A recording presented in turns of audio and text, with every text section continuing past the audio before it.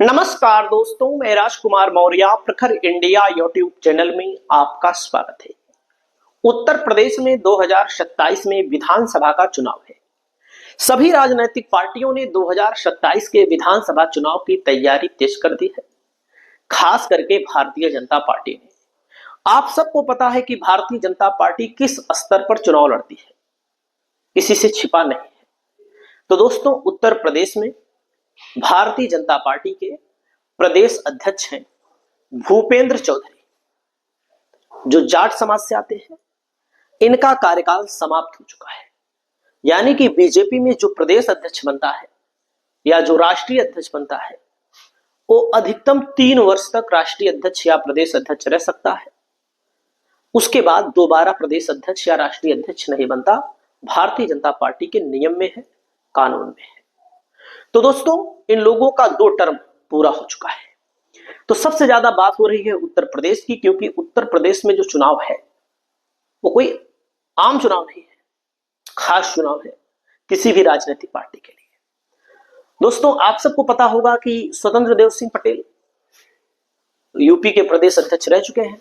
Bharatiya Janata party के 2022 का जब चुनाव हो रहा था तो यही प्रदेश अध्यक्ष थे, और 2017 का जब चुनाव हो रहा था तो केशव प्रसाद मौर्य भी प्रदेश अध्यक्ष थे।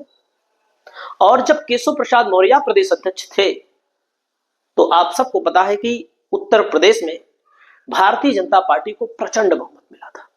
2017 में योगी जी मुख्यमंत्री बनाए गए, लेकिन उसके पहले ये माना जा रहा था कि केशव प्रसाद मौर्य को मुख्यमंत्री बनाया जाएगा। नहीं बनाया गया, और बीजेपी की अपनी रणनीति है।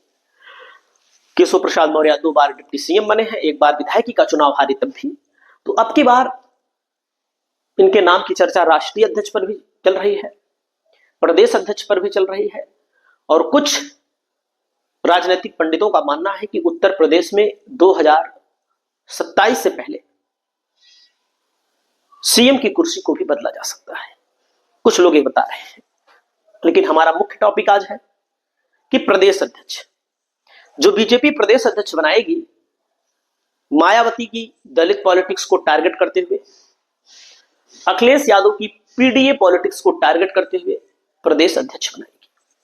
प्रदेश अध्यक्ष के रूप में दोस्तों भूपेंद्र चौधरी जी का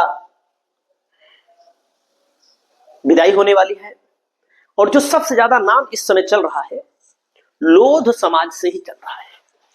लोध समाज में आपको मैं बताना चाहूंगा, बीएल वर्मा, धर्मपाल सिंह, संदीप सिंह, और लोध समाज जो है बीजेपी का परंपरागत वोट बैंक माना जाता रहा है। लोध समाज के दोस्तों 3 सांसद है लोकसभा में। एक साक्षी महाराज उन्नाव से, दूसरे हैं मुकेश राजपूत फर्रुखाबाद से, समाजवादी पार्टी से अजेंद्र राजपूत, यानी कि समाजवादी पार्टी के पास 1 लोकसभा सांसद, बीजेपी के पास 2 लोकसभा सांसद।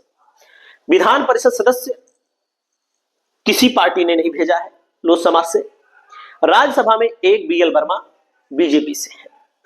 जो विधायकों की संख्या है 4 लोध समाज के सपा के विधायक और 19 विधायक बीजेपी के।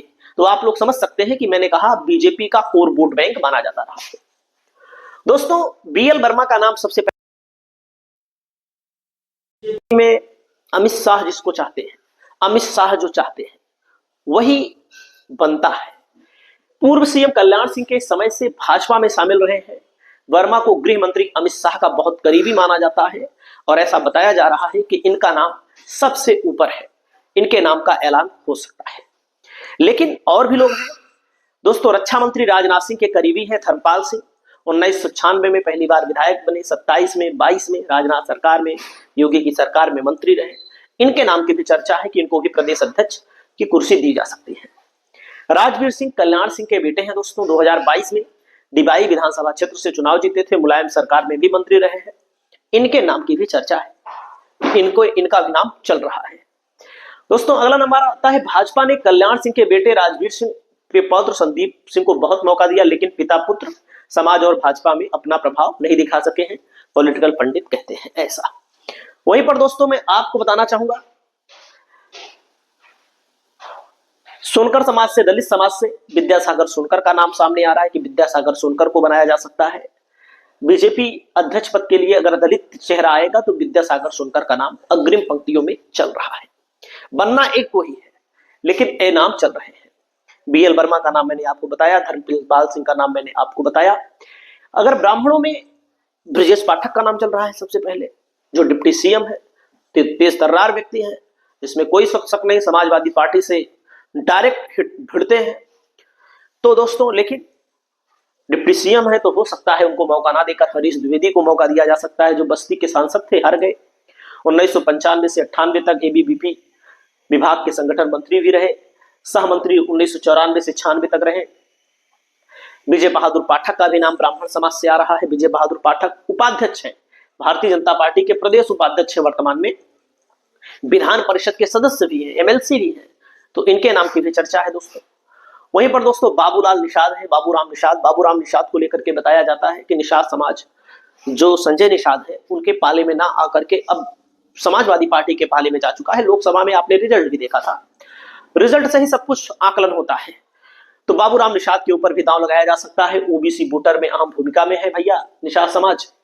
और मैं आपको बताना चाहूंगा कि केशव प्रसाद मौर्य हो या स्वतंत्र देव सिंह पटेल हो या फिर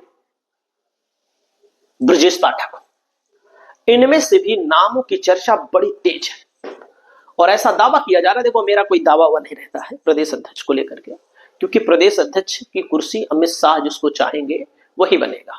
हर पार्टी सामाजिक समीकरण देखती है, समाज का उससे कोई फायदा हो या ना हो, समाज भी उसी वोट देता है। कोई भी पार्टी हो, किसी की बिरादरी को अगर कुछ बना दिया गया प्रदेश अध्यक्ष, उप मुख्यमंत्री या कोई मंत्री, तो समाज सोचता है कि हमारे साथ है।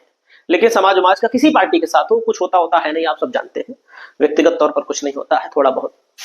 दोस्तों यहाँ पर प्रदेश अध्यक्ष ने खुद कहा है बिहार चुनाव का इंतजार था, अब बीजेपी के नए प्रदेश अध्यक्ष का चयन जल्द होगा, आगामी कुछ दिनों में ही चुनाव पर्यवेक्षक आकर चुनाव की प्रक्रिया पूरी करा देंगे। कौन कहा है? भूपेंद्र सिंह ने कहा है, भूपेंद्र सिंह चौधरी ने कहा है। दोस्तों ब्रजेश पाठक का नाम इसलिए तेज है कि डिप्टी सीएम का जो परिवेश है बसपा से आते हैं। शुरुआती राजनीति इनकी भाजपा से नहीं रही है, बहुजन समाज पार्टी से रही है शुरुआती राजनीति। और शुरुआती राजनीति जब बहुजन समाज पार्टी से रही है तो एक माइनस पॉइंट हो सकता है, बाकी तेज तर्रार के छवि के जनता के बीच मजबूत पकड़ है। पश्चिम से लेकर पूर्वांचल तक ब्राह्मण समाज की स्वीकार्यता है इनमें, और 9 साल में ही बीजेपी और आरएसएस के बहुत करीबी बन गए हैं। स्वतंत्र देव सिंह पटेल का नाम मैंने आपको बताया, धर्मपाल सिंह का नाम मैंने आपको बताया।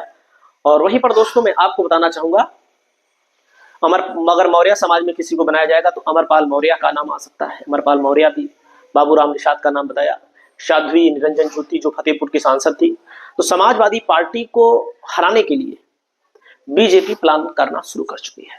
समाजवादी पार्टी उतनी कमजोर नहीं है जितनी कमजोर सोशल मीडिया पर दिखाया जा रहा है। बाकी आपकी क्या राय है? आप लोग अपनी राय को बताइए। नमस्कार।